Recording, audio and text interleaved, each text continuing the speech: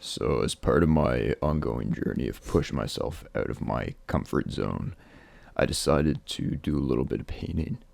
My school put on this free event where we painted a nice little autumn scene, and I love fall, I love autumn. It's my favorite season. So I figured why not? I'd paint a picture, put it up on the screen there so you guys can judge it.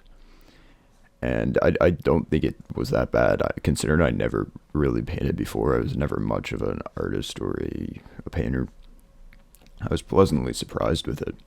I have it hanging in my room right now as a little like as me showing off my what I did. But this ties into the theme of today. I enjoyed it, and I was thinking about getting more into painting, but I already have like 15 million hobbies, and balancing all of those plus painting would be way too difficult. And I feel like I would just spread myself too thin and be good at absolutely nothing. So, welcome to a new video where I'm talking about hobbies and how having a lot of hobbies can be somewhat stressful to try to navigate and try to figure out what you want to spend your time on. So, to begin, let's go over what kind of hobbies I have. So, this may be different for everyone, but I feel like a lot of people will have different hobbies depending on their mood, right? So, I like 3D modeling. I recently got into drawing. I play music. I play guitar, bass, and drums. I play video games, if you want to count that as a hobby. I feel like normally you would, because it's a way to spend your time, right? And it's not so much a skill, but I'd still consider it a hobby. I watch anime. I watch cartoons. What else do I do? I make these videos. Obviously, I feel like that's another hobby. I'm sure I have more that I am just forgetting to list. But so that was what, let's say like 7 or 8 hobbies that I listed right there. And I'm also a student, and I also have a job. So as you can tell, it's a lot of things that I need to spread my hours among. And a lot of times when I get home, I'll feel like doing this hobby but not the other, and so that's why I have multiple. So it's like if I don't feel like drawing because my hands are sore today, I will watch TV because it doesn't require my hands, and something like that. And so that's why I think having multiple hobbies is important. But the issue comes in when you want to start getting good at something. So I mentioned that I like art and I like drawing. I've been into drawing for as long as I can remember, ever since I was like, I don't know, I took it seriously when I was 7 or 8. I used to make these homemade comics. I still have them all, actually. If you guys are interested, let me know, and I'll make a video about those. They're not great, but I did them. And so recently I tried to start taking it seriously, but the issue I have with that is it takes so much time to actually get good at drawing, and there's so many different aspects to it.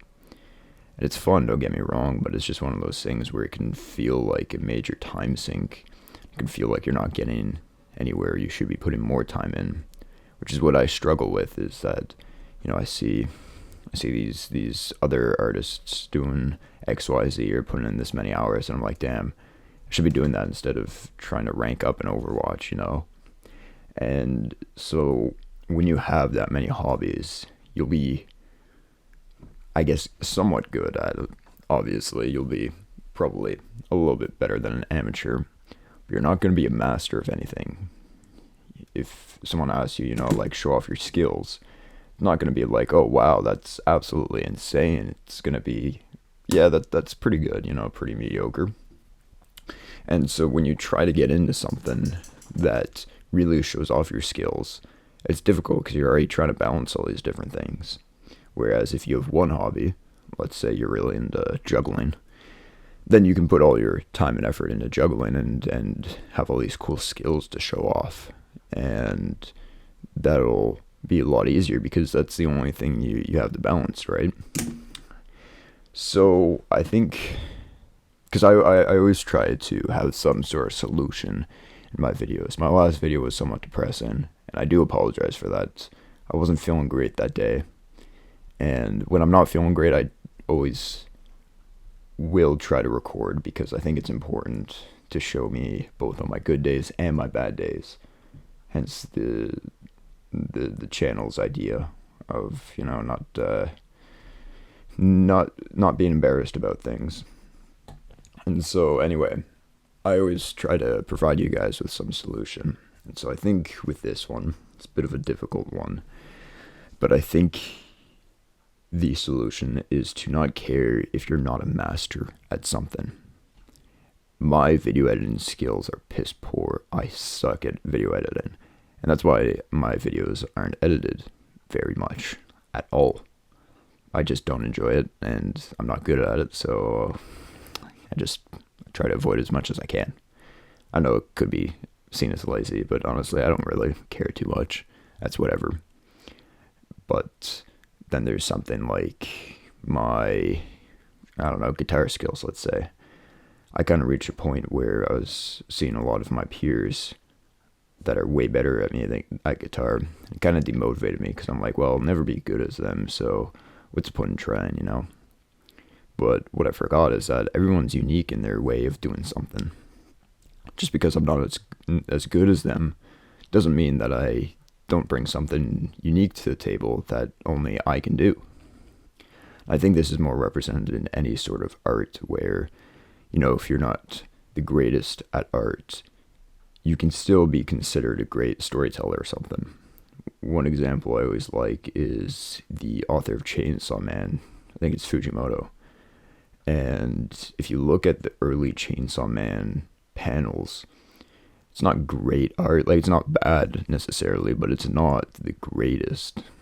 And a lot of people talk about that online, but he's an amazing storyteller. And so it kind of balanced out in a sense, and it became a unique style for him rather than trying to go for the most perfect. Could you imagine if he never thought he was good enough? Then Chainsaw Man would have never been published, and that would have been it for that.